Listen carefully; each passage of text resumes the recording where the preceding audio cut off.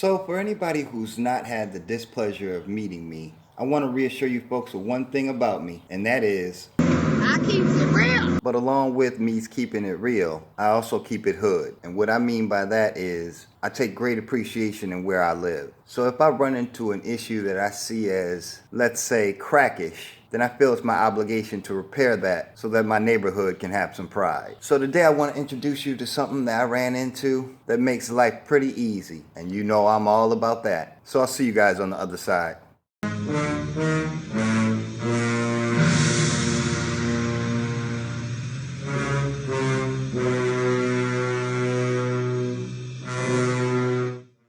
So I needed to replace my old edging because it started to look worn out and ridiculous. So in my search for a new edging system, came across this no-dig edging kit, which it really doesn't matter about the name. You're going to find different name brands depending on where you go get it. But no matter where you get it, you're going to need a lot of extra spikes. So grab as many as you can. But on the no digging tip, this has to be a scam, right? Well, it really is and it isn't. If you think you're going to tackle this with no shovel, you got another thing coming. That is unless your garden has been well maintained. But for mine, I like to dig a little canal so I can make sure I have my spikes in there securely.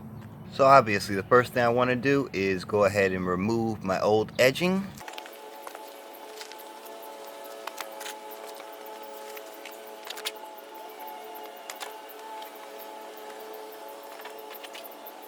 So it turns out that helped me out tremendously. It loosened the edge, so it'll be easy to work with the dirt now.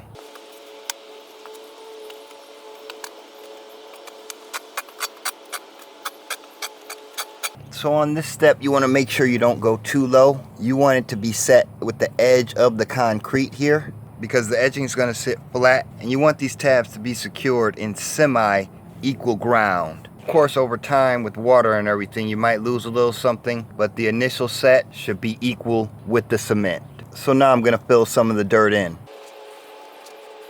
So I'm not extremely proud of my edging effort, but for the sake of time, it'll do. Plus, that's not what's important. What is important is that in the package that you'll be receiving, hopefully that they'll have a connector, and this will connect to broken pieces if you have to cut them down to size. So I'm going to go ahead and snap my connector in place, make sure it's lined up correctly, and then apply one of my spikes. And from there, now here it's up to you and good old grown-up decision making on how many spikes to use. To keep it taut, I'm gonna spike mine most likely every 3 notches, and then if I find any leeway in it, I'll go from there.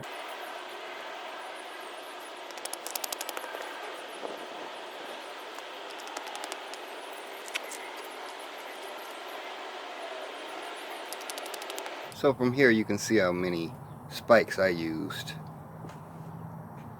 And again, that's just to keep the line straight.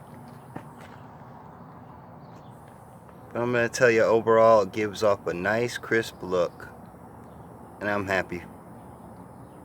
So this is your boy Kachi's Kid, bringing you another lawn care production, even though you guys still know me as a bike guy. I just want to bring you something that I think every now and then might help you out. So until next time, you know I'll see y'all on the next one. Peace, y'all.